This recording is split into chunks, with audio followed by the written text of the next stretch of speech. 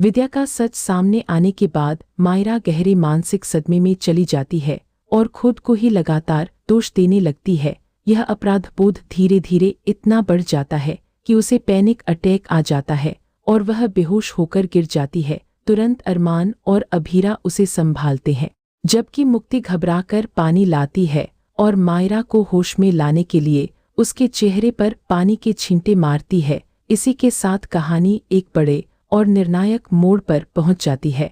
जी हाँ दोस्तों, ये रिश्ता क्या कहलाता है का आगामी ट्रैक बेहद तीव्र और भावनात्मक उतार चढ़ाव से भरपूर होने वाला है। आने वाले एपिसोड्स में यह स्पष्ट होता है कि जय को अंततः निर्दोष घोषित कर दिया गया है। अभीरा और अरमान ने उसे न्याय दिलाने के लिए अथक प्रयास किए और आखिरकार मायरा की रिहाई संभव हो पाती है। इसके बाद पोदार हाउस में मायरा का भव्य स्वागत देखने को मिलता है, लेकिन मायरा केवल अकेले घर लौटने का निर्णय नहीं लेती। वह स्पष्ट करती है कि वह अपनी मां अभीरा और बहन मुक्ति के बिना पोदार हाउस में नहीं रहेगी। वह दोनों को अपने साथ रखने की जिद पर अड़ जाती है। इस निर्णय के खिलाफ विद्या खुलकर सामने आती है, जबकि अभीरा अपनी बेटी के इस विशेष क्षण को खराब नहीं करना चाहती, इसलिए वह स्वयं को नियंत्रित रखने का प्रयास करती है। हालांकि उसके भीतर का आक्रोश लगातार बढ़ता जाता है और यह स्पष्ट हो जाता है कि वह अधिक समय तक शांत नहीं रह पाएगी। जैसा कि आज के एपिसोड में देखा गया, कोर्ट में विद्या की उपस्थिति के बावजूद अभीरा स्वयं को संभाले रखती है, लेकिन आगामी घटनाओं में विद्या एक बार फिर मायरा के मन में अभीरा के खिलाफ भ्रम और नकारात्मकता उत्पन्न करने का प्रयास करती है। इसके बावजूद वह अभी तक अपनी सच्चाई स्वीकार नहीं करती और स्थिति को और अधिक उलझाने की कोशिश करती है। इस बार अभीरा पूरी तरह स्पष्ट निर्णय पर पहुंच जाती है कि अब विद्या का पर्दाफाश आवश्यक है।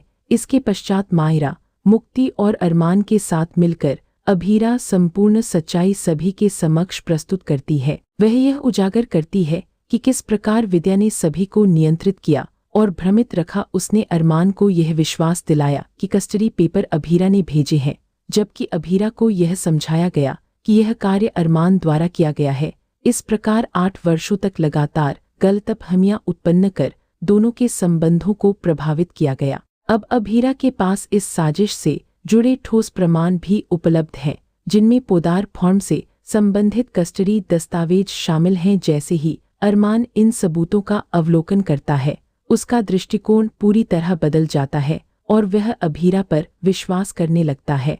धीरे धीरे अरमान और विद्या के संबंधों में दूरी आने लगती है और जैसा कि प्रोमो में संकेत दिया गया है, अरमान उस पारिवारिक रिश्ते को समाप्त करने का निर्णय लेता है जिसे उसने कभी बचपन में नाम दिया था। दूसरी ओर मायरा इस पूरे सच को जानकर पूरी तरह टूट जाती है।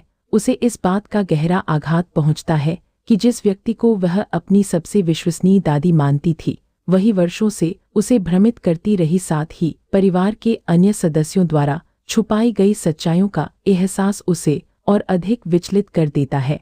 यह मानसिक तनाव इतना अधिक बढ़ जाता है कि मायरा को पैनिक अटैक आता है और वह बेहोश हो जाती है।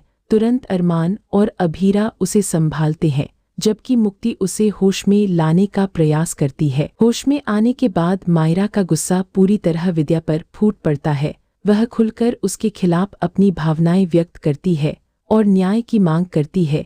इसी के साथ अरमान भी एक महत्वपूर्ण निर्णय की ओर बढ़ता है और पोदार हाउस में बड़े बदलाव की शुरुआत होती है।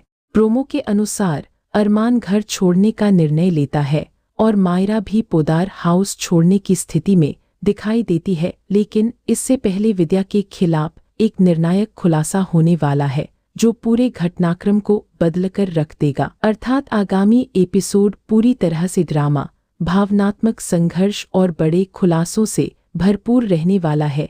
दर्शकों के लिए यह ट्रैक अत्यंत महत्वपूर्ण साबित होने वाला है।